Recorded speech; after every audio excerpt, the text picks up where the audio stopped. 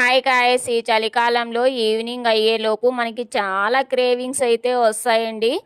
వేడి వేడిగా ఏదైనా స్నాక్ ఐటెమ్ తిందామా, లేకపోతే చికెన్ తిందామా, లేకపోతే సూప్ తాగుదామా, కాఫీ తాగుదామా, టీ తాగుదామా, ఏదైనా పర్లేదు. వేడి వేడిగా అయితే ఏదో ఒకటి పక్కా ఉండాలి ఈవినింగ్ అయ్యేలోపు అనిపిస్తుంది. వేడి వేడిగా ఏం తిందామని ఆలోచిస్తుంటే 2 డేస్ బ్యాక్ బిగ్ బాస్కెట్‌లో స్వీట్ పొటాటో ఆర్డర్ చేసి ఫ్రిడ్జ్‌లో పెట్టి మర్చిపోయానండి. ఇంక వెంటనే ఫ్రిడ్జ్ ఓపెన్ చేసి స్వీట్ పొటాటో తీసుకొని నీట్‌గా వాష్ చేసుకొని బాయిలింగ్‌కి అయితే పెట్టాను. ఈ బాయిల్ అయ్యేటప్పుడే పించ్ ఆఫ్ సాల్ట్ అయితే యాడ్ చేసుకోవాలండి. ఇలా యాడ్ చేశారంటే బాయిల్ అయిన తర్వాత స్వీట్ పొటాటో చాలా టేస్టీగా అయితే ఉంటుంది. 10-15 మినిట్స్ సిమ్‌లో పెట్టి బాయిల్ చేసామంటే లోపల వరకు నీట్‌గా కుక్ అవుతుందండి.